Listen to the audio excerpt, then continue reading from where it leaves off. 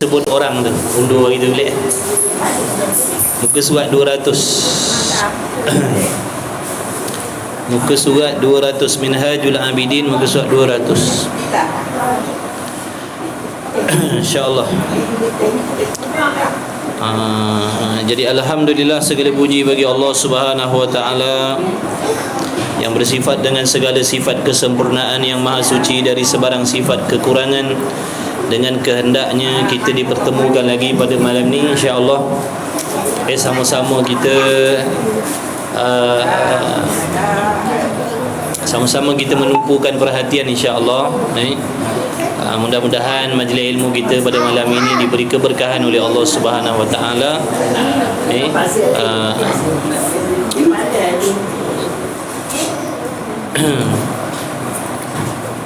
Baik, bismillahirrahmanirrahim.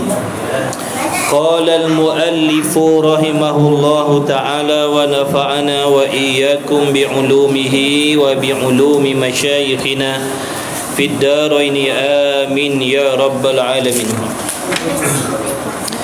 Dan disebutkan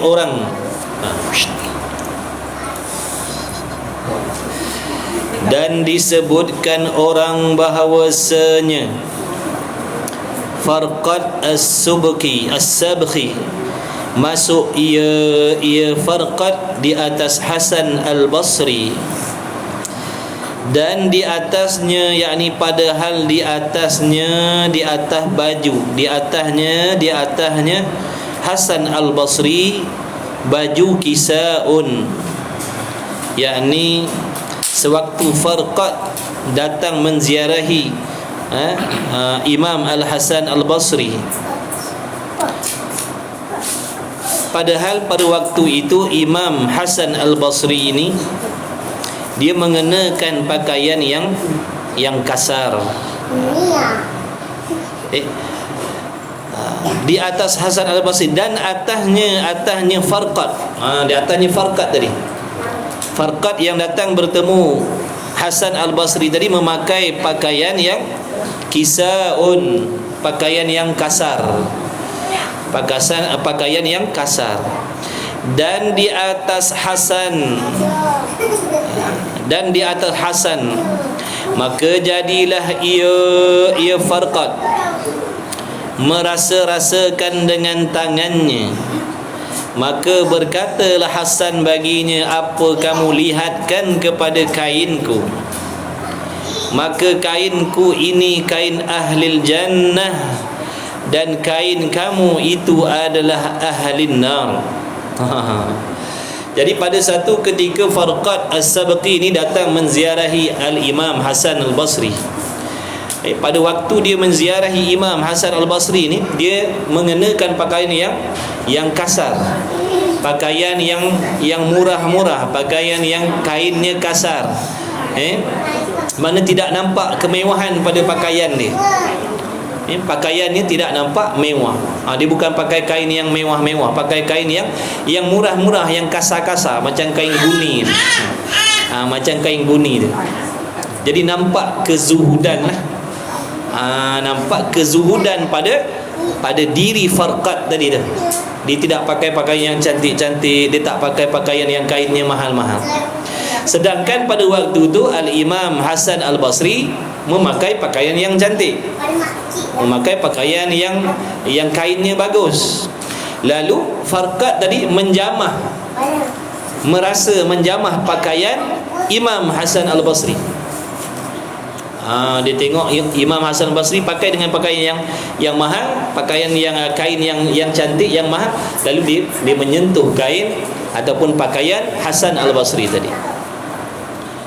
Jadi apabila Imam Hasan Al-Basri melihat kelakuan Farqad tadi memegang baju dia, lalu Imam Hasan Al-Basri bertanya kepada dia, apa kamu lihat pada kainku?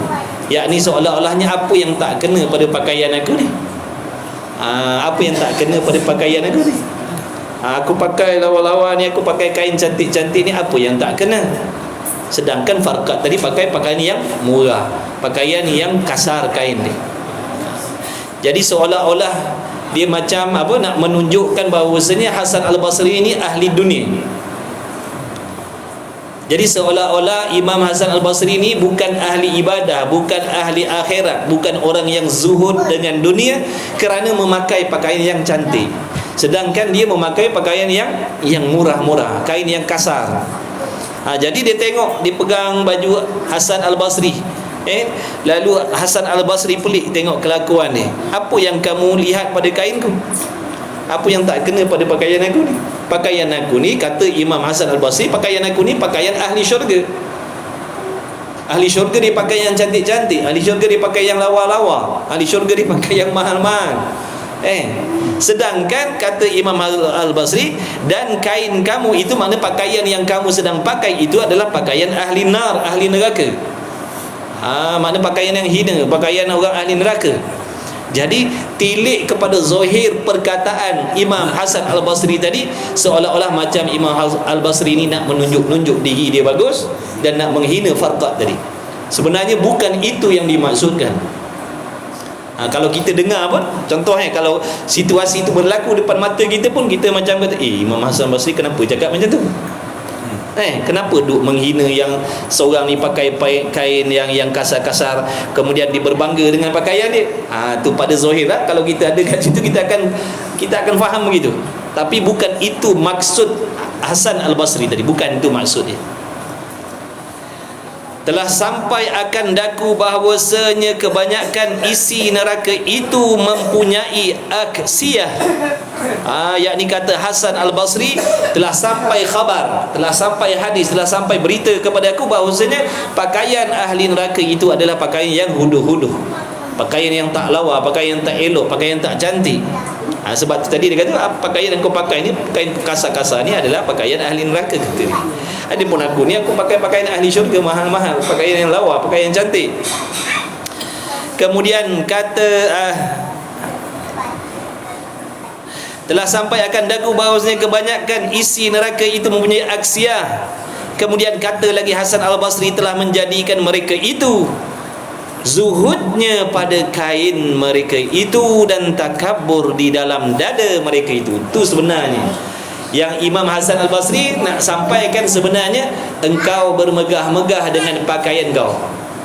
Mana kau pakai pakaian ahli sufi, kau pakai pakaian yang compang-camping, kau pakai pakaian yang murah-murah, kau pakai pakaian yang bertampal-tampal, sedangkan di dalam hati kau penuh dengan sombong. Itu yang dimaksudkan pakaian kau ni pakaian ahli neraka. Maknanya kau hanya menzahirkan ketasawufan kau, kesufian pada pakaian kau. Jadi kau nak menunjukkan kepada orang yang kau ni ahli sufi, ahli tasawuf, ahli akhirat, orang yang zuhud dengan dunia, padahal hati kau penuh dengan sombong. Itu maksud Imam Hasan Al-Basri tadi. Itu maksud dia. Jadi tidak ada faedah maksudnya. Seandainya kita mengenakan pakaian yang murah-murah, kita pakai pakaian yang hina-hina, kita pakai pakaian yang compang-camping, tetapi dengan niat kita di dalam hati sombong. Apa maksud sombong? Merasakan diri lebih mulia daripada orang lain. Contoh sekarang, saya pakai jubah, saya pakai rida, saya pakai serban, saya pakai kopiah, saya bersugi, saya pakai minyak wangi. Kalau nak ikutkan pakaiannya dah sunnah dah, tapi hati saya tidak pun mengikut akhlak Nabi SAW. Saya hanya menampilkan pakaian yang menunjukkan sunnah Nabi sallallahu alaihi wasallam, akhlak Nabi, tapi hati saya tidak berakhlak dengan akhlak Rasulullah. Kerana contohnya dalam hati saya sekarang memandang abang-abang ni, kakak-kakak ni, semua orang hina-hina. Dengan sebab abang-abang ni tak pakai macam saya, tak berserban macam saya, tak berjubah macam saya, maka saya merasa saya lebih hebat, saya lebih soleh, saya lebih bertakwa, saya orang yang zuhud. Dan dalam hati saya memperlekehkan, memandang rendah, maknanya abang-abang, kakak-kakak, makcik-makcik ni, saya kata ini semua orang yang hina, ini semua bukan orang ahli ibadah, ini semua bukan orang ahli akhirat. Ni orang ahli akhirat. Itu namanya sombong tadi. Itu yang dimaksudkan oleh Imam Ghazali, Imam Hasan Al-Basri tadi. Maknanya engkau ni bertasawuf pada pakaian saja. pakaian nampak macam zuhud, pakaian nampak macam ahli sufi. Orang sufi ini hatinya bersih, tapi rupa-rupanya kesufian itu hanya pada pakaian sahaja, bukan hatinya. Bukan hatinya. Jadi soalannya sekarang, adakah salah kalau nak pakai pakaian macam tu? Jawapannya tidak salah. Yang salah sekarang ni niat dia tu. Niat dia tu. Apabila dia mengenakan pakaian yang macam tu, lalu dia merasakan dia lebih hebat daripada orang yang pakai pakaian yang mahal-mahal. Konon-kononnya dialah ahli akhirat. Itu yang tak mau dah. Bukan salah pada pakaian tu. Kalau seseorang itu mengenakan pakaian yang murah-murah kerana nak jaga hati, takut nanti aku sombong, jadi aku tak nak pakai yang mahal-mahal. Takut nanti aku jadi takabur dengan pakaian aku, menghina orang fakir miskin, jadi aku mengenakan pakaian yang begini nak menjaga hati aku daripada itu tak apa, itu tak ada masalah.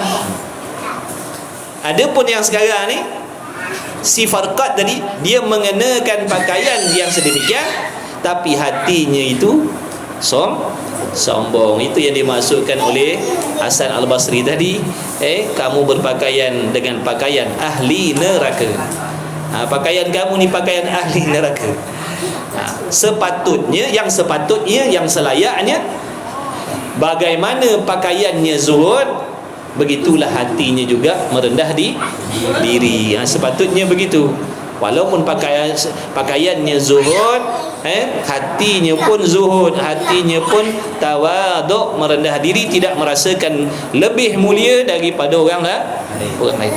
Saya teringat almarhum tuan guru untuk guru kita, Tuan Guru Haji Abdullah. Tuan Guru Haji Abdullah Pondok Lubuk Tapah. Dia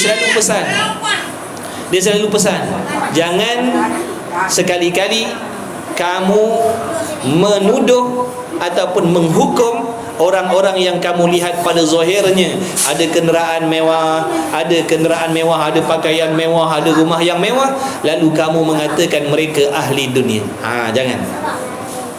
Jangan kamu mengatakan mereka ahli dunia apabila mereka kamu lihat zahirnya rumahnya mewah, pakaiannya hebat, kenderaannya hebat, lalu kamu mengatakan mereka ahli dunia dan kamu ahli akhir. Jangan, hati-hati. Tu ingat, tu di antara pesan untuk guru kita. Jangan mudah-mudah bila kau tengok orang pakai pakaian mahal-mahal, kereta sport, ini semua ahli dunia. Jangan. Kerana dunia ataupun tidak bukan duduk pada benda tu. Duduk pada bagaimana kamu mentasarrufkan makna harta tadi tu.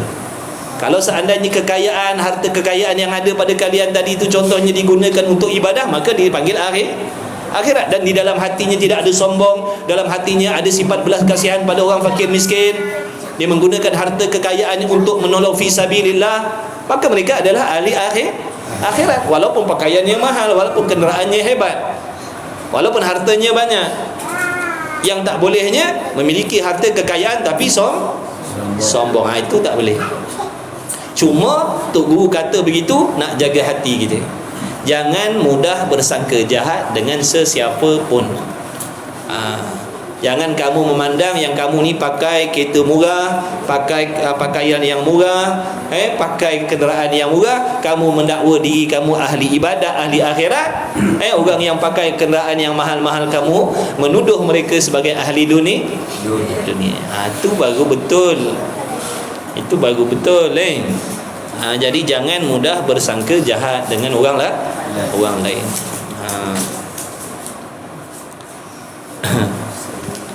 Baik. Maksudnya jaga hati. Nak pakai apa pun jaga hati. Kalau Allah beri kepada kita keluasan, harta kekayaan lebih daripada orang, jaga hati. Takut nanti timbul sombong. Kerana kita ni bila ada kemegahan, kemewahan, payah nak jaga hati tu. Payah nak jaga hati. Parking Allah SWT Muhammad, berhenti kenderaan kat traffic light, kita pakai kereta hebat, lalu kita tengok orang kiri kanan kita hina. Tu yang kita takut macam tu. Tu yang takut tu. Tengok orang kiri kanan ni semua orang fakir miskin, ini semua orang yang Tu yang kita takut. Jadi maksudnya sekarang ni, jaga hati. Jaga hati baik-baik, supaya hati kita tu bersih daripada sebarang sifat yang dibenci oleh Allah. Dulu dalam bab takabur dulu dah bagi tahu, Allah bukan benci pada harta, tapi yang Allah benci cara penggunaan tadi tu. Cara penggunaan tadi. Kalian ada kenderaan mewah, tapi kalian menggunakan kenderaan mewah tadi untuk ibadat, tujuan ibadat, tidak ada sombong, silakan. Saya guna kenderaan murah, saya guna kenderaan yang murah, tapi hati saya sombong. Saya gunakan kenderaan saya untuk buat benda-benda yang melalaikan. Jadi bukan duduk di harta tu, duduk pada niat dan bagaimana cara kita menggunakan, memerintah harta tadi bagaimana. Kalau salah cara perintahannya, maka jadilah dia dunia. Kalau betul cara perintahnya, jadilah akhirat.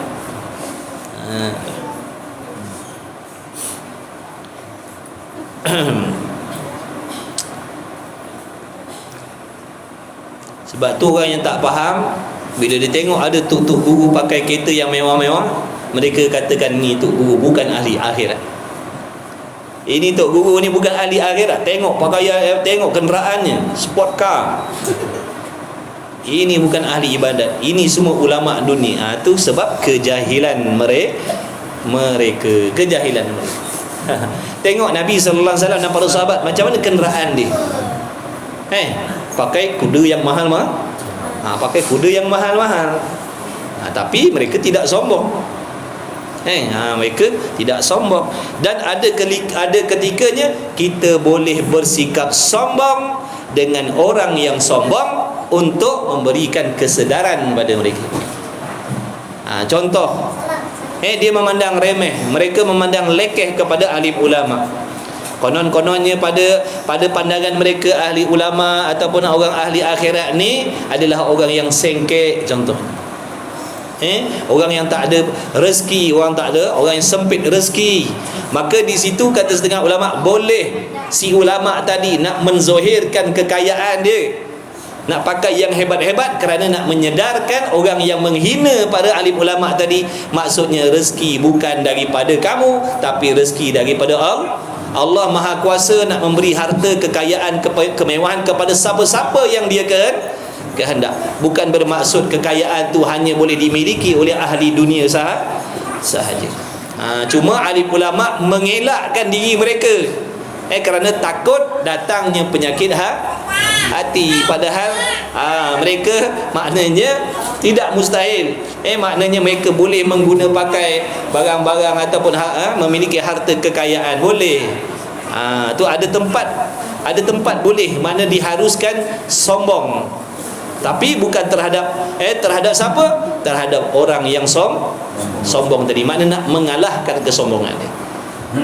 Mana sangkaan dia, aku ni bukan ahli agama, aku ni bukan ahli akhirat, aku ni orang kaya, orang hebat. Kau orang agama apa dia? Ke ahli agama apa dia? Kereta pun kita murah, harta pun tak ada. Maksud orang yang jenis macam tu boleh kita menzohirkan kesombongan kita untuk menyedarkan diri dia bahawasanya rezeki kekayaan itu daripada Allah. Allah Maha Kuasa nak bagi siapa-siapa kaya boleh.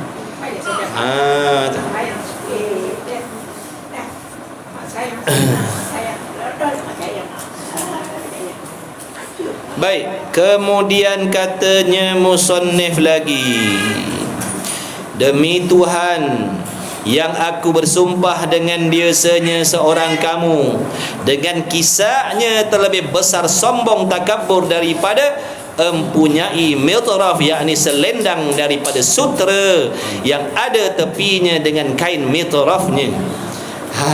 Kata Hasan Al-Basri, dia kata, demi Allah aku bersumpah dengan Allah, sesungguhnya seorang daripada kamu, maknanya ada di kalangan kamu yang memakai pakaian yang murah-murah tadi, mengenakan pakaian yang kasar-kasar tadi, terlebih besar sombongnya daripada orang yang memiliki pakaian yang cantik.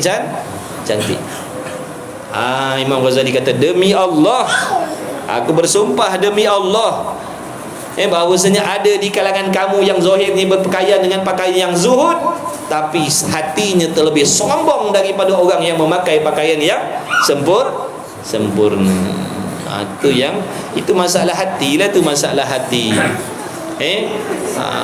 Kita pakai macam ni, pakai menghidupkan sunnah.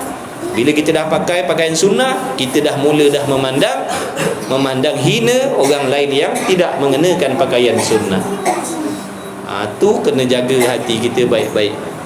Bukan salah pakaian tu, bukan bermaksud takut timbul perasaan macam tu kita tanggalkan pakaian sunnah, jangan. Itu pun tipu daya juga. Kalau macam tu, sejak daripada besok, mulai hari ni aku tak naklah pakai lagi serban jubah apa benda, nanti timbul macam-macam. Tu kena tipu juga nama dia. Itu kena tipu juga. Maknanya kena jaga hati kita. Pakaian tu dah betul, baiki hati maksudnya. Jangan mata-mata kita memandang orang lain tu hina dengan sebab pakaiannya tadi. Jangan.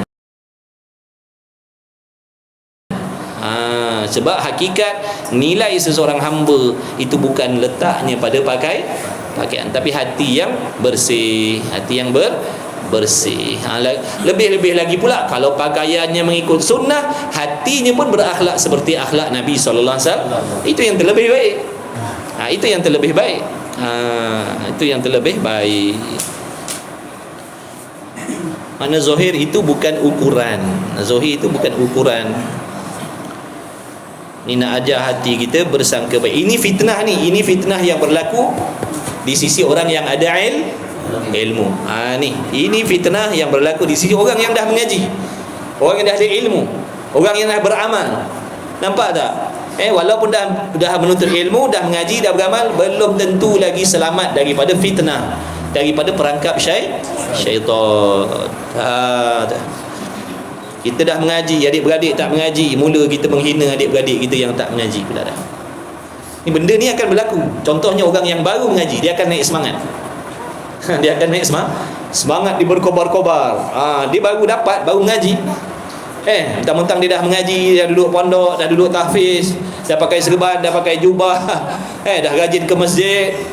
Mula dah hatinya tu bermasalah dah mula menghina orang lain, mencela orang lain. Sebab itulah sebab tu kita kena mengaji sungguh-sungguh.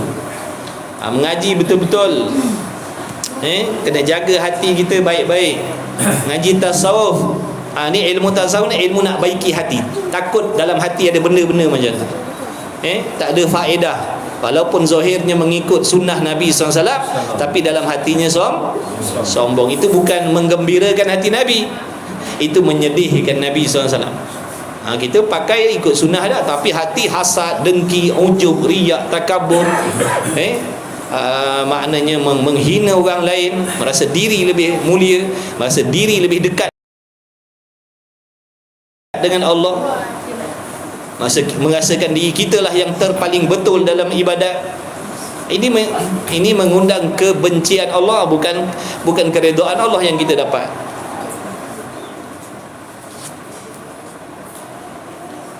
Kemudian kata musannif, jadi jaga hati. Di sini maksudnya nak ajar kita supaya senantiasa bersangka baik. Memang kita nampak orang tu, contohnya Allah Ta'ala tunjukkan seseorang tu ada kelakuan maksiat dia. Tapi kalau kita memiliki hati yang baik, kalau hati kita baik, kita tidak akan menjadikan kemaksiatan dia sebagai modal untuk mencela dia. Kita akan bersangka baik, husnuzan pada dia. Maknanya, contoh begini, walaupun kita tengok dia dedah aurat sebagai contoh, bukan kita redha dengan perbuatan dedah aurat tu. Nak jaga hati kita daripada takabur. Barangkali walaupun dia mendedah aurat, barangkali akhlaknya baik terhadap ibu bapa dia. Makna tu sangka baik kita. Kita nak palingkan pandangan kita daripada maksiat dia tadi tu. Kita nak melupakan maksiat dia tadi tu, supaya jangan kita jadikan maksiat dia sebagai modal untuk kita nak merendahkan dia. Sebab kita tak tahu hakikat dia, siapa dia di sisi Allah. Walaupun zahir pada kita dia mendedahkan aurat, boleh jadi ada. Habis dah. Berapa minit cas? Semalam. Tak apa dah. Dah habis. Habis dah. Habis bateri, kelas belum lagi. Kelas belum lagi. Kejap lagi. Maka macam mana kita nak jaga hati kita? Makna sangka kita pada dia, barangkali ada amal soleh yang dia buat yang aku tak buat. Boleh jadi walaupun pakaiannya demikian, boleh jadi akhlaknya terhadap ibu bapanya baik. Aku walaupun aku berpakai begini, tapi aku selalu biadab dengan ibu bapa aku, contohnya. Aku tidak taat dengan suami, cakap kasar dengan suami. Maksudnya cari kebaikan dia. Mustahil dia tak ada kebaikan. Betul? Mustahil takkan ada satu kebaikan pada hamba-hamba Allah tadi tu. Jadi jangan kita tengok maksiat dia tu. Palingkan hati kita, cari kebaikan yang ada pada diri dia. Itu tujuan untuk jaga hati daripada apa tadi? Sombong. Tu cara dia. Tu cara dia. Memanglah nampak terang-terang dia dedah aurat, tapi jangan jadikan benda tu sebenarnya ujian. Allah Ta'ala nak menguji, adakah dengan sebab kita menutup aurat tadi dalam hati kita sombong? Jadi macam mana nak jaga hati tadi? Fikirkan, maknanya ada amal baik yang dia buat, ada amal baik yang dia buat yang kita tak buat. Dia walaupun dia dedah aurat tapi dia pemurah, contohnya. Walaupun dia dedah aurat tapi dia pemurah, suka bersedekah. Tapi aku ni walaupun semayang, walaupun tutup aurat, tapi bakhil. Tu cara nak jaga diri, nak jaga hati kita, supaya jangan bermudah-mudah mencela orang lain, jangan.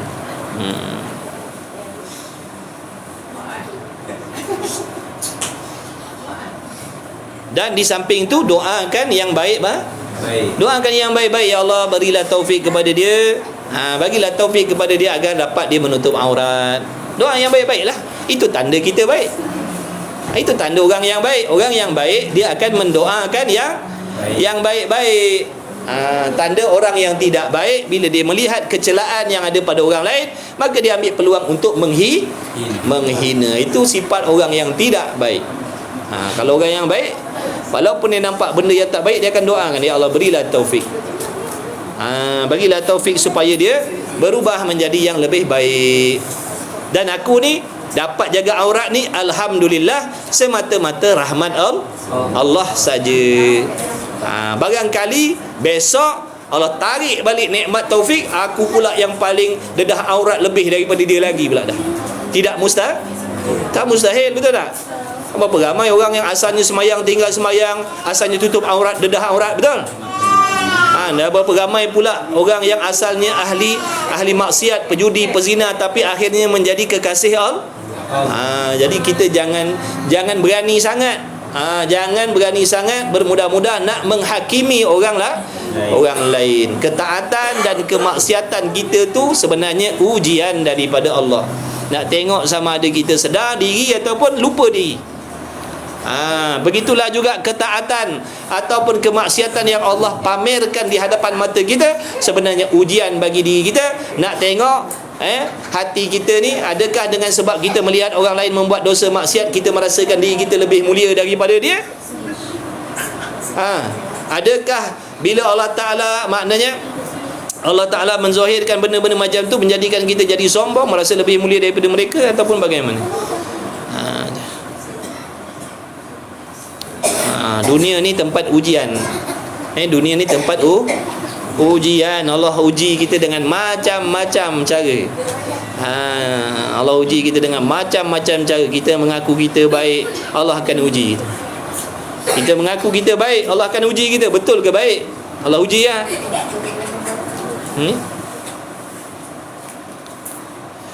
Dan kepada makna ini telah mengisyarat Zunnun al-Masri rahimahullahu ta'ala, sekira-kira katanya tasawuf maka bertambah takabbur dengan sufnya jahilnya. Dia bertasawuf, zahirnya bertasawuf,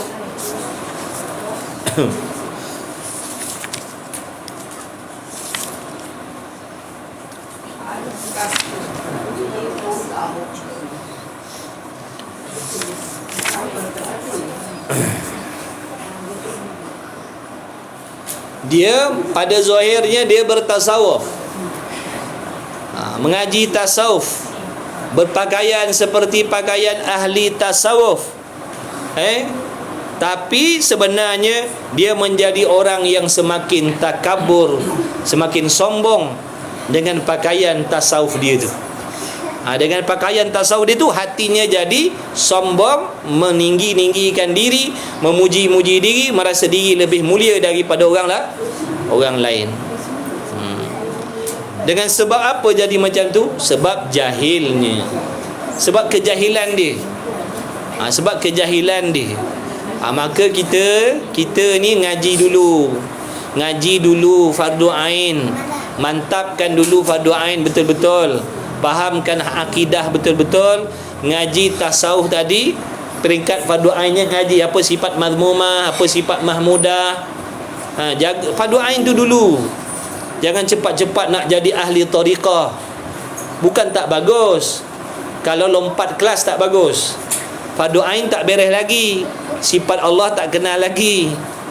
Kemudian bagaimana cara nak merawat hati, sifat yang haram dalam hati pun kita tak kenal, sifat yang wajib ada dalam hati pun kita tak tahu.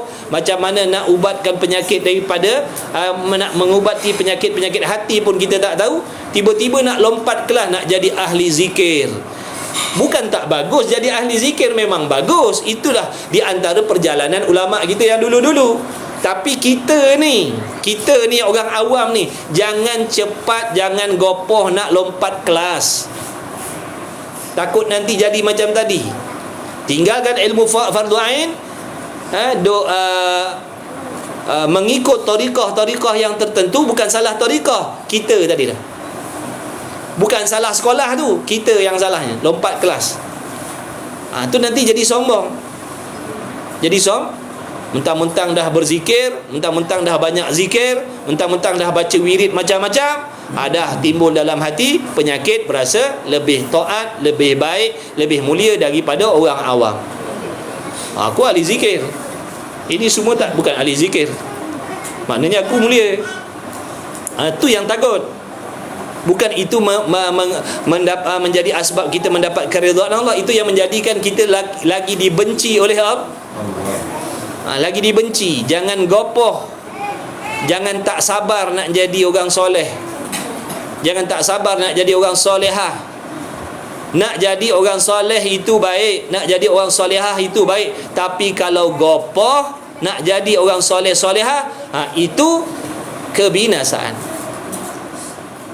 Takut kita duduk di tempat yang belum sampai masa. Hati kita tak kuat lagi, hati kita tak bersih lagi, hati kita tak mantap lagi, kita tak ada pendirian lagi. Tiba-tiba Allah bagi benda yang hebat pada diri kita, rosak kita. Dia bukan jadi baik, jadi rosak. Benda tu baik, tapi oleh kerana tak padan dengan diri kita, merosakkan kita. Tak mengaji, fardu ain tak mengaji, akidah tak belajar, maksiat hati pun tak tahu, duk bercampur gaul dengan tok-tok guru contohnya. Bagus. Tapi kadang-kadang dengan sebab kita dekat dengan alim ulama tadi, menimbulkan dalam hati kita rasa sombong. Kau tengok, aku duduk dengan siapa? Kau tengok siapa kawan-kawan aku? Kawan-kawan aku alim ulama, kawan-kawan aku para habaib, orang mulia-mulia. Betul, mereka yang mulia. Mereka yang mulia. Tapi kita ni tadi tu, dengan sebab kita tak ada ilmu, dengan sebab kita jahil, keadaan dan situasi yang macam tu menjadikan kita timbul dalam hati penyakit aku orang hebat, kawan-kawan aku tutup buku. Kau tengok malam tadi aku duduk dengan di atas pentas dengan siapa? Aku orang hebat. Padahal tak ada pun kehebatan pada diri dia. Itu yang kita takut. Bukan tak boleh bercampur dengan alim ulama, memang disuruh. Tapi kalau kita bercampur dengan keadaan kita jahil, akan merosakkan diri kita. Sebab tu ilmu penting. Bercakap dengan orang pun dah tak pandang dah. Selisih dengan orang tak pandang dah. Aku ni escort para habaib, aku ni escort tutup guru, aku ni escort para habaib. Kau siapa nak sembang dengan aku? Kau siapa nak sembang dengan aku? Itu yang kita takut, penyakit macam tu. Takut penyakit yang macam tu, yang tak mampu kita nak jaga, tak perasan. Jangan main-main. Sebelum ni dia dah bagi tahu dah. Orang qari, orang alim yang sombong. Orang kampung bagi salam paling muka tempat lain. Selisih dengan orang kampung pandang tempat lain. Sebab apa? Merasa diri aku lebih mulia. Nampak tak? Mana-mana ada fitnah syaitan. Hati-hatilah. Hati-hatilah. Imam Ghazali dah ingatkan dulu awal kitab ni. Dia kata ibadat ni sangat bahaya perjalanan dia.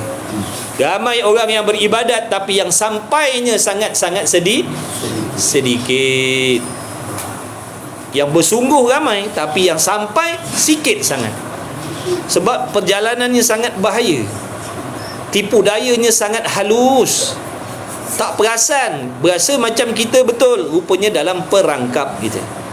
Na'udzubillah. Lepas tu kita kena banyak-banyak doa, minta Allah bagi petunjuk. Kita tak akan nampak kesilapan kita kalau tidak ditunjukkan oleh Allah.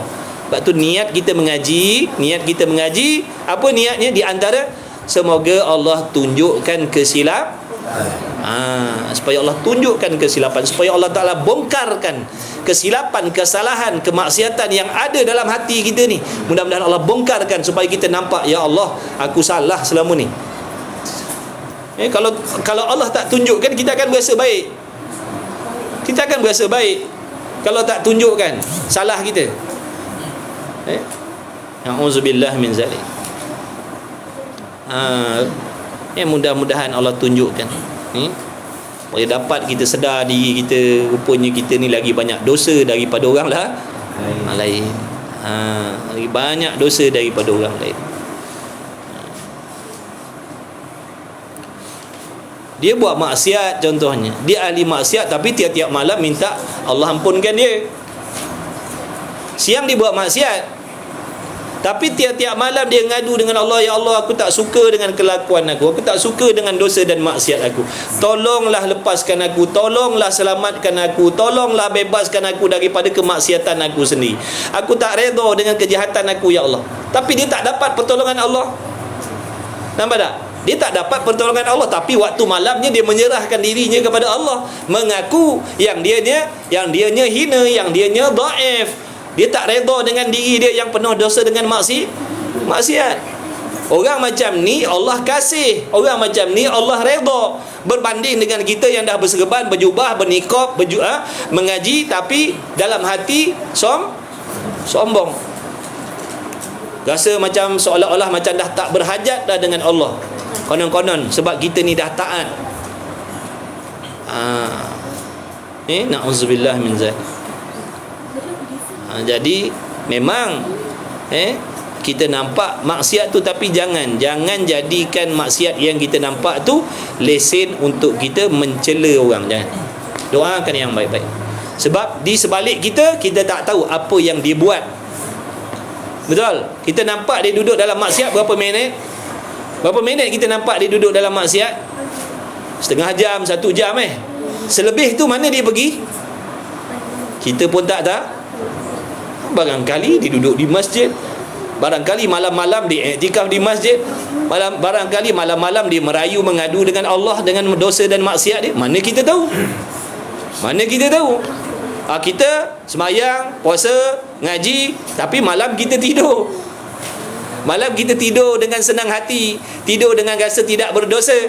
Tapi malam-malam mereka tidak tidur, masa berdosa dengan Allah. Siapa lebih mulia? Nampak tak? Jadi kita mengaji ni untuk panduan kita. Ingat, maksudnya jangan jadikan diri kita ni orang yang suka bermudah-mudah mencela, menghina orang lain. Jangan. Rosak amal ibadah kita, na'udzubillah. Allah benci. Walaupun kita ni ada mengaji, kelas pengajian keluarga dan macam-macam lagi. Jangan kita pandang benda-benda ni konon-konon kita dah lebih baik daripada orang lain. Jangan. Bahkan kena ingat dalam hati ini semata-mata rahmat Allah Ta'ala saja. Kalau Allah Ta'ala nak tarik balik, nak tutup hati kita ni daripada mengaji, tak ada masalah. Tak ada masalah. Allah Maha Kuasa memberi nikmat, dan Allah Maha Kuasa menariknya bila-bila masa sahaja. Sebab tu hati-hati, jangan sombong. Jangan sombong. Takut nikmat yang Allah dah bagi ni Allah tarik balik. Esok kita pakai-pakai tak mengaji dah. Tak ada dah kuliah keluarga tiap-tiap minggu, tak ada dah. Bila Allah palingkan hati kita. Betul? Jadi tidak mustahil. Kena ingat. Kalau kita nampak ini nikmat Allah, puji Allah, alhamdulillah, syukur ya Allah, kami tak boleh buat macam ni. Kalau tanpa kehendak Engkau, kalau tanpa pertolongan Engkau, mustahil keluarga kami boleh mengaji macam ni. Alhamdulillah, syukur, mudah-mudahan Kau kekalkan nikmat ni sampai bila-bila. Macam tu. Jangan kita berasa bangga, jangan, na'udzubillah. Dan setengah manusia memakaikan dia semata-mata dan melihat akan kehinaan. Dan kadang-kadang ada pula setengah manusia dia memakai pakaian kesufian tu, tapi sekadar pakaian saja. Supaya dia merasakan yang dia tu konon-kononnya dah beramal dengan kesufian tadi. Padahal hatinya penuh dengan dosa. Dalam hati ada dengki, dalam hati ada dendam, dalam hati ada ujub, dalam hati cintakan dunia, dalam hati suka bersangka-sangka jahat. Maksudnya pakaiannya sahaja sufi. Pakaiannya sahaja pakaian orang sufi. Sufi ni orang yang bersih sebenarnya. Asal daripada perkataan sufi ni, sofa ni makna bersih. Bersih, hening, tak ada campur benda kotor. Orang yang mengambil berat tentang kebersihan hati itu panggil ahli sufi. Tapi kita ni malangnya kita hanya ambil pakaian dia saja, amalnya tidak. Kita hanya berpakaian dengan pakaian sufi, hatinya tidak. Hatinya hati ahli dunia. Hatinya hati orang yang takabur. Hatinya hati orang yang riak. Hatinya hati orang yang ujub. Wal'iyadzubillah min zalik. Pakaiannya betul dah, bersih dah, tapi hatinya masih kotor dengan penyakit. Itu maksudnya.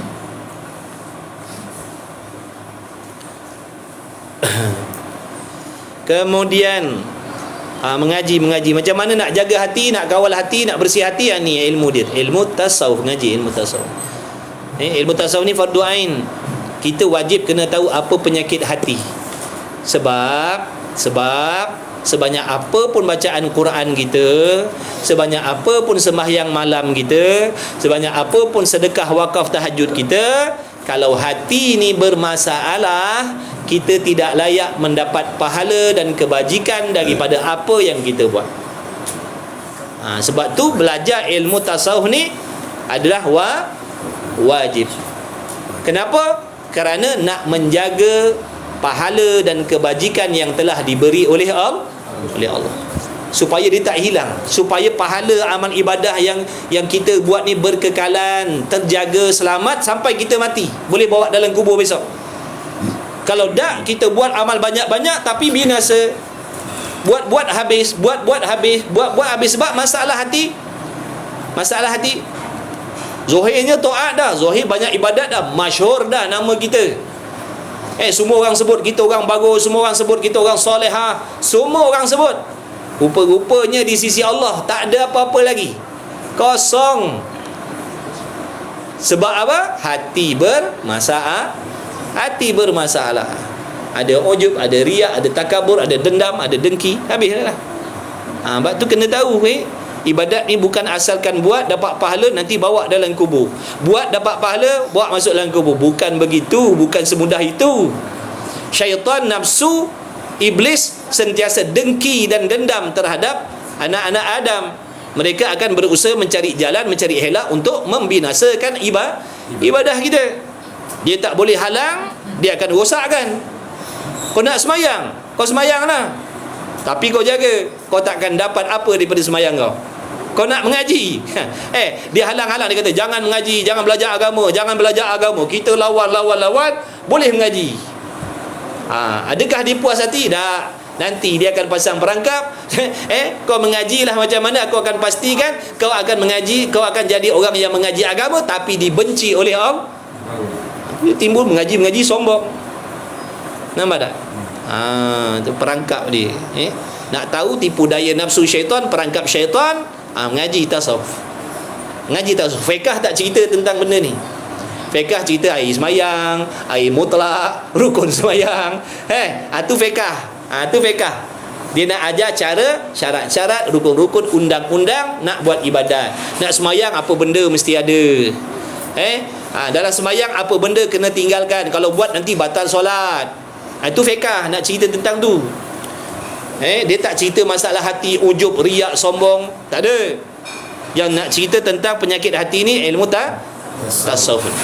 Ingat tu, tauhid untuk akidah, fiqh untuk tahu undang-undang ibadat, tasawuf untuk nak membersihkan hati kita supaya hati kita bersih, dan dengan asbab hati kita bersih ada ihsan dalam hati kita, ataupun ada keikhlasan dalam hati kita yang menjadi asbab amalan kita sebesar apa ataupun sekecil apa pun akan dapat kita lihat kebajikannya nanti di hari kiamat. Tapi kalau ni bermasalah, sebesar apa pun amal yang kita buat, kita sponsor 100 orang pergi haji setiap tahun, kita sponsor 100 orang pergi haji setiap tahun, pergi umrah sepanjang tahun kita sponsor, tapi ini masalah, satu kebajikan pun kita takkan bawa balik akhirat, melainkan dosa yang bergunung ganang kita akan bawa balik.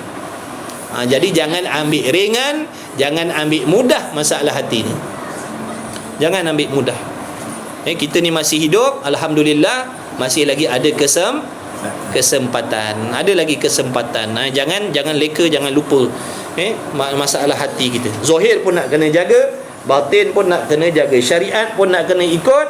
Maknanya perjalanan ataupun kesufian tadi pun nak kena ikut juga. Mana kebersihan hati tadi pun nak kena jaga juga, supaya dia seiring. Seiring zahirnya dah taat, zahirnya dah bersih, maka hatinya pun bersih. Nak macam tu. Jangan zahirnya dah taat, zahirnya dah bersih, zahirnya tak ada buat dosa maksiat dah, tapi hatinya penuh dengan maksiat. Itu yang kita tak mau, itu yang kita tak nak. Usaha insya-Allah, minta tolong sungguh-sungguh dengan Allah. Tidak mustahil.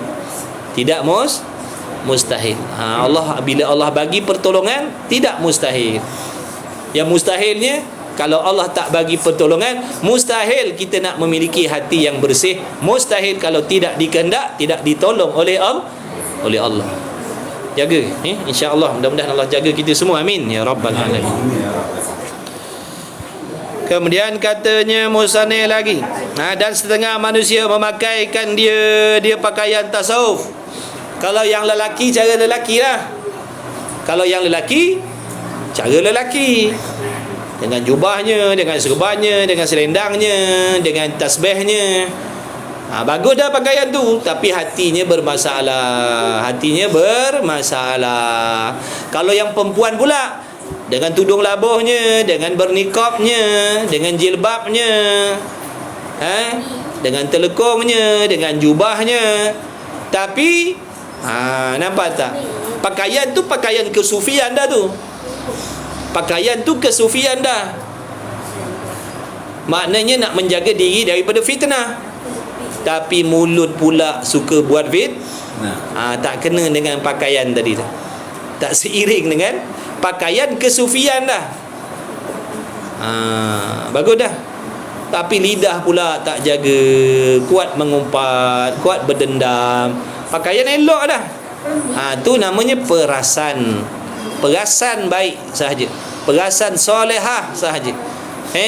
Padahal di sisi Allah tak ada apa lagi. Bahkan di sisi Allah mendapat kebencian Allah kerana hatinya bermasalah. Jadi nak kena ubah pakaian ke apa? Ubah hati tu, bukan ubah pakaian. Pakaian tu baik dah. Pakaian tu terbaik dah, longgar-longgar, tutup aurat. Baik dah pakaian tu. Masalahnya yang sekarang ni yang tak baik hati.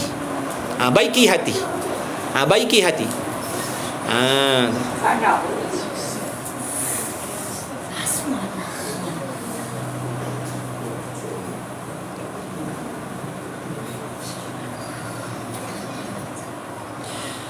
Dan melihat akan dikau takaburnya. Dan dia bila dia dah pakai macam tu, dia pun memperlihatkan kesombongannya. dia pun memperlihatkan kesombongannya kepada orang lain. Dia menzohirkan kesombongan. Macam mana cara? Contoh dia menzohirkan kesombongan tadi. Bila bercampur, berselisih dengan orang kampung, selisih dengan orang pakai seluar pendek, mulalah kita tarik muka masam, muka bengis. Orang bagi salam pun dah tak nak jawab. Tu menzohirkan kesombongan. Konon-konon dialah orang mengaji, orang yang baik. Na'udzubillah. Ni penyakit ni datang, jangan main-main dia datang penyakit ni. Dapat yang baru-baru mengaji. Dapat yang baru-baru mengaji pondok, yang baru-baru mengaji tahfiz, yang baru-baru mengaji duduk dalam tariqah dan macam-macam, dia jadi macam tu. Kalau tak ada ilmu, tak dapat ilmu manfaat, habislah. Dia jadi semangat ni, aku ni yang terbaik ni, orang lain semua tak boleh pakai ni, semua ni ahli neraka semua. Semua ni ahli neraka ni, yang syurganya aku ni dah mengaji banyak, pagi petang siang malam ada kelas, petang ada kelas, tak berehat, makan 2-3 hari sekali makan. Kering dah badan aku ni, mengaji pulun. Ini semua tak boleh pakai, ini semua ahli dunia semuanya. Na'udzubillah, minta Allah jauhkanlah. Minta Allah jauhkanlah daripada penyakit hati macam tu. Allahu Akbar. Pak, dia tak dapat ganggu ibadat, dia kacau sini pula. Dia tak dapat ganggu kita, hasut supaya jangan beribadat, dia kacau yang kat sini pula. Dia kacau suih besar ni. Suih besar ni jahanam, habislah jahanam yang lain-lain tu. Jadi apa hukum menjaga hati daripada kekotoran? Hukumnya wajib jaga hati daripada penyakit, bukan sunat jaga hati, wajib. Jadi jangan perasan sangat kita ni dah mengaji. Tak payah nak berasa baik lah, kita ni mengaji, sombong. Saya nak cari salah orang aje. Nak cari dosa orang aje. Jaga-jaga, itu penyakit orang mengaji tu. Yang tak mengaji dah memang tolak awal dah. Yang tak mengaji, yang tak belajar dah memang tolak awal lah. Bukan bermaksud macam tu lebih baik tak mengaji, bukan macam tu. Kalau macam tu tak mengaji lagi selamat, lagi tak selamat. Kalau macam tu payah juga jadi orang mengaji ni. Kalau macam tu kita tak payah mengaji lah, lagi 2 kali bala nanti kan. Sebab mengaji tu wajib. Perbetulkan maksudnya, bukan tinggalkan.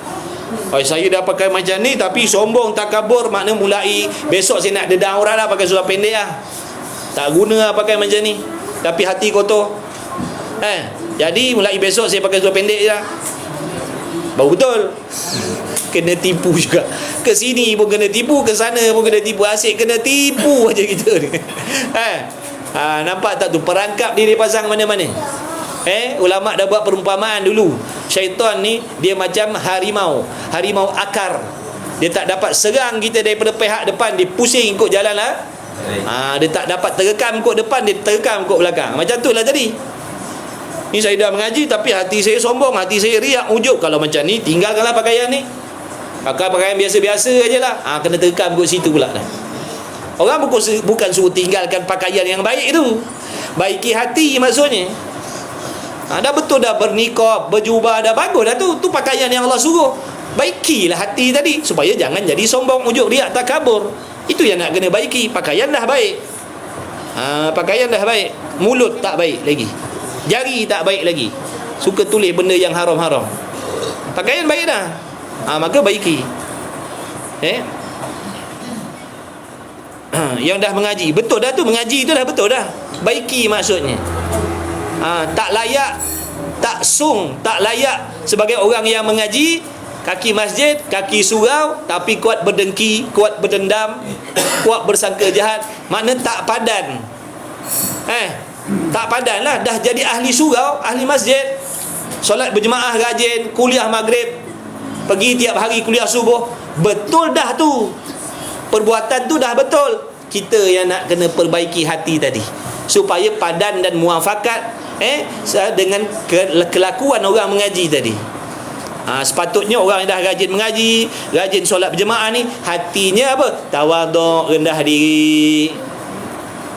Tidak mudah bersangka, tidak bersangka jahat dengan sesiapa, pemaaf orangnya, meraihkan orang lain. Ini dah makin duduk masjid makin sombong. Tengok orang datang masjid pakai seluar jin, pakai cap, kita tengok atas bawah. Sebab apa? Kita ni sepatutnya datang masjid macam ni, bukan macam ni, dengan cap, topi sudu, dengan baju t-shirt entah apa-apa gambar, rock, gambar rock, the rock kat belakang. Memanglah betul, tapi bukan tu cara nak menasihat. Sebab hati manusia ni dia lebih liar daripada binatang lagi. Salah cara kita tegur, dia akan lari, takkan datang dah sampai bila. Jadi jangan jadikan diri kita asbab orang lain liar dengan agama. Jangan jadikan diri kita orang lain liar dengan agama.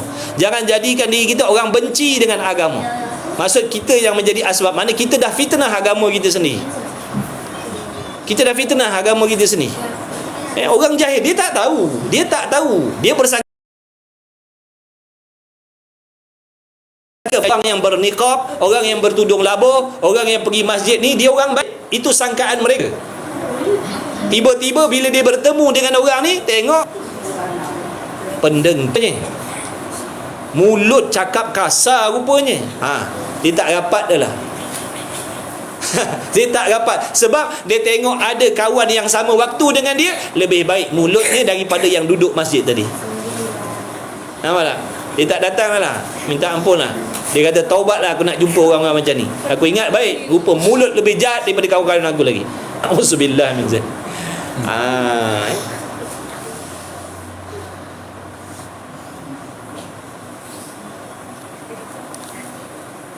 Dan tiada takabur itu daripada rupa kehinaannya.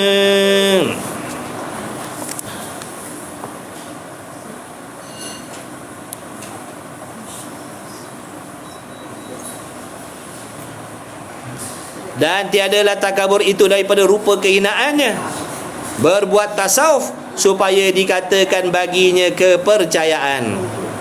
Dan tiada maknanya tasawufnya itu amanahnya, dan tiada berkehendak akan Allah Ta'ala dengan dia, dan tetapinya dikehendaknya dengan jalan kepada khianatnya. Mana orang yang berjalan dengan perjalanan yang demikian, maknanya tidak akan mendapat keredaan Allah. Dia tak akan dapat. Dia kalau buat macam tu, kalau kita buat macam tu, kita tak akan dapat redha Allah. Takkan dapat redha Allah. Tutuplah aurat macam mana pun, hidupkanlah sunnah macam mana pun, tapi kalau hatinya ada takabur, bukan keredaan Allah yang kita dapat, tapi kemurkaan Allah yang kita cari. Wal iyadza billahi min zalik. Maka takut olehmu hai lelaki daripada ini kebinasaan yang empat, istimewanya takabur. Lebih-lebih lagi takaburlah, nak kena takut dengan takabur ni. Mana sifat takabur ni kita kena takut. Maksudnya takut tak jatuh miskin? Takut. Risau tak hilang harta? Risau. Risau tak sakit? Risau. Maknanya takabur pun kita kena risau. Kalau ada sombong, kena ada risau juga. Jangan risau tak ada duit je. Jangan risau tak ada duit je, risau tak kaya, risau tak ada duit, risau tak ada makanan. Maknanya kena risau juga. Kalau ada takabur dalam hati, kena risau juga. Risau, takut kalau ada takabur duk hinggap dalam hati kita, sebab mudaratnya sangat besar. Maka bawahnya tiga yang dahulunya itu tempat tergelincirnya, dan jikalau tergelincir padanya, nescaya jatuhlah di dalam maksiat. Dan takabur tempat tergelincir, jikalau jatuh di dalamnya, nescaya jatuhlah di dalam laut kufur. Sifat takabur ni, silap hari, salah gaya, dia boleh menjadikan seorang tu kafir. Silap-silap dia boleh jadi kafir. Sombong ni, sifat sombong ni, dia boleh tarik hamba Allah ni, dia boleh tarik jadi penyebab hamba tadi jadi kafir dengan Allah. Bahaya penyakit takabur.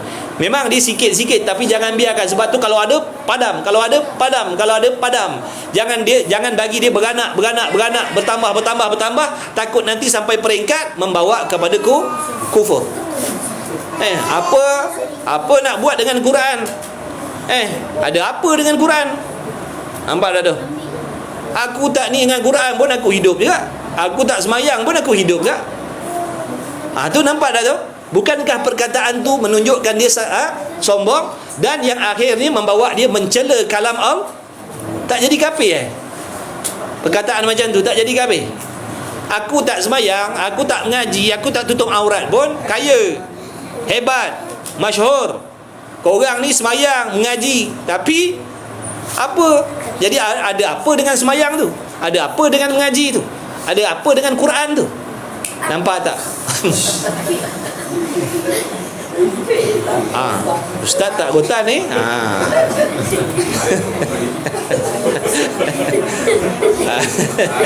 Masya Allah.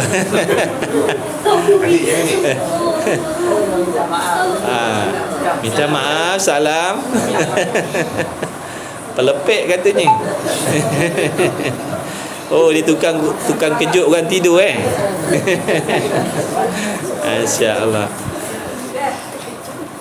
Nampak tu? Tu sebab sombong lah tu. Merasa diri hebat.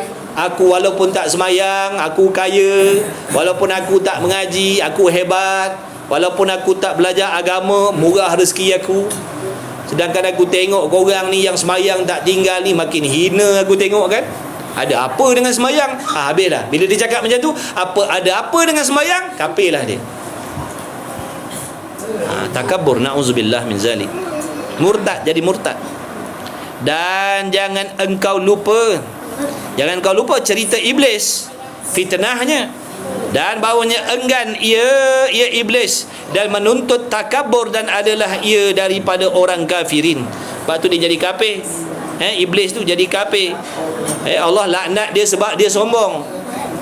Padahal dia alim, padahal dia ahli ibadat, alim, beribadat beribu tahun, ilmunya banyak. Tapi dengan sebab takabur dia tadi, dia jadi kafir dengan Allah. Nampak tak? Hati-hatilah. Na'udzubillah. Moga Allah pelihara kita dan kembali kamu kepada Allah Azza wa Jalla, bahawa dipeliharakan kami sekaliannya, dan elok tiliknya bahawasanya ia Allah Jawad, Tuhan yang maha pemurah lagi, Karim lagi, maha mulia.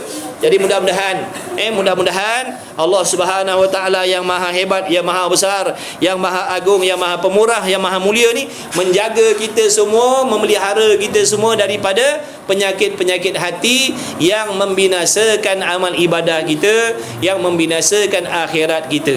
Mudah-mudahan Allah pelihara kita semua, mengampunkan segala dosa-dosa kita. Mudah-mudahan Allah Taala sentiasa membimbing kita, mengingatkan kita, menyedarkan kita, dan memberi pertolongan untuk kita berubah menjadi yang lebih baik, yang lebih dekat dengan Allah Subhanahu wa taala. Mudah-mudahan dengan berkat Nabi kita Muhammad sallallahu alaihi wasallam, dengan berkat doa ibu bapa kita, dengan berkat doa alim ulama, orang saleh, dengan berkat Al-Imam Al-Ghazali rahimahullahu taala, mudah-mudahan sekalian yang sedang mengikuti majlis ilmu ini mendapat keberkahannya insya-Allah. Mudah-mudahan diampunkan segala dosa, senantiasa dibimbing oleh Allah zahir dan batin, rohani dan jasmani. Mudah-mudahan dilahirkan di kalangan kita anak isteri, keturunan yang soleh, yang soleha, yang bertakwa, yang tidak membelakangkan agama di dalam usaha mencari dunia. Mudah-mudahan Allah Ta'ala tidak menjadikan kita ni leka, hanyut, dibawa oleh arus keduniaan sehingga terlupa akan tanggungjawab dan matlamat asal kita dihidupkan oleh Allah. Mudah-mudahan kita rezeki Allah Ta'ala merezekikan kepada kita semuanya husnul khatimah. Mudah-mudahan Allah rezekikan kita semuanya mendapat syafaatnya Nabi Muhammad sallallahu alaihi wasallam, dan syafaat para orang-orang soleh, syafaat para musannif kitab-kitab. Mudah-mudahan nanti ramai orang yang nak memberi pertolongan syafaat kepada kita semua, kerana kita nanti di hari kiamat adalah orang-orang yang sangat-sangat fakir, miskin dengan amal ibadah. Jadi kita berharap mudah-mudahan dengan kemuliaan keberkahan kita berada di dalam majlis ilmu. Mudah-mudahan dengan keberkahan ada sedikit rasa seronok dalam hati kita belajar agama. Mudah-mudahan jadi asbab Allah Ta'ala redha dan terima kita semua, insya-Allah. Amin ya rabbal alamin. Bismillahirrahmanirrahim. Alhamdulillahirabbil alamin wassalatu wassalamu ala rasulillah wa ala alihi. Allahumma rabbana anfa'na bima 'allamtana, rabbana 'allimna alladhi ma yanfa'una, rabbana faqih ahlana wa qarabatina lana fi dinina ma ahli kutul unsa wa dzakar. Wa sallallahu ala sayyidina Muhammad wa ala alihi wa sahbihi wa baraka wa sallam. Alhamdulillahirabbil alamin. Taqabbalallahu minni wa minkum, minna wa minkum taqabbal ya karim. 10:20 ingat pukul 10 baru 10:20. Jadi kelas sekarang pukul 11 lah. Kelas satu lagi pukul 11. Sudah terlambat habis. Terlambat habis. Terlambat habis. Tanya Ustaz, Iblis tu dia sentiasa muda ke dia macam kita malu? Dia akan tua. Dia tua iblis. Makin lama makin tua lah. Dia makin lama makin tua. Usia dia panjang. Usia dia panjang. Tapi bezanya iblis ni, jin ni, dia jadi je terus diberatkan hukum Allah. Macam kita nak kena tunggu akil balik dulu. Dia dah jadi je balik, jadi je balik terus. Nanti hari kiamat boleh tengok. Hari kiamat nanti boleh tengok yang namanya iblis. Na'udzubillah.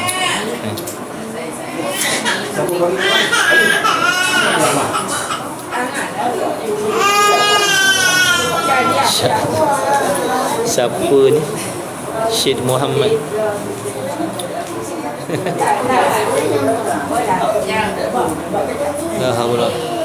Kelas satu lagi pukul 11 pukul 11 ni dah, kita dah terlewat sikit, jadi kita anjak sikit lah. Itu bisikan syaitan. Itu bisikan syaitan. Baiki hati kita. Jangan dengan sebab rasa malu kita tak buat kebaikan. Itu riak. Kata ulama tu riak. Bila kita malu nak membuat kebaikan sebab takut timbul riak, itulah sebahagian daripada cabang-cabang riak. Kata ulama, teruskan kebaikan, terus buat amal soleh, dan seandainya waktu kita buat kebaikan tadi di dalam hati kita ada timbul penyakit, maka bertaubatlah kepada Allah Subhanahu wa taala. Itu cara dia.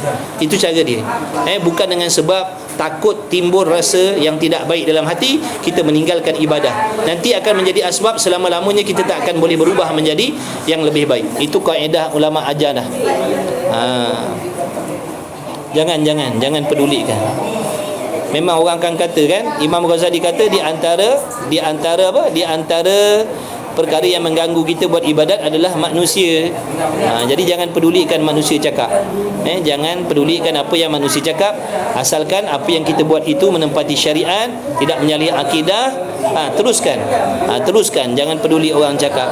Jangan peduli orang cakap, kerana yang menerima amal kita, yang memberi kebajikan adalah Allah, yang memberi pahala adalah Allah, bukan manusia. Ingat tu tadi kata ulama, teruskan buat baik. Bila seandainya waktu kita membuat kebaikan tadi timbul dalam hati perasaan yang tidak baik, contohnya timbul dalam hati kita riak, maka bertaubat kepada Allah. Taubat kepada Allah dengan dosa riak tadi.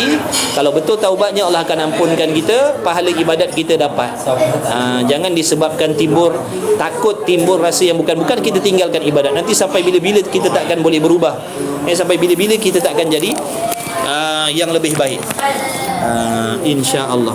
Okey, cukup setakat situ sahabat-sahabat yang dikasihi oleh Allah Subhanahu wa taala. Insya-Allah terima kasih yang join, yang share-sharekan kelas kita. Mudah-mudahan kalian semua mendapat keberkahan dan keberkatannya. Mudah-mudahan kalian senantiasa dalam rahmat dan jagaan Allah selalu. Insya-Allah. Nanti kita jumpa dalam pukul 11. Kalau ada yang tak tidur lagi, nanti jumpa insya-Allah pukul 11. Nak makan jap, perut lapar. Kalian pun makanlah, makan dulu. Assalamualaikum warahmatullahi wabarakatuh. Insya-Allah.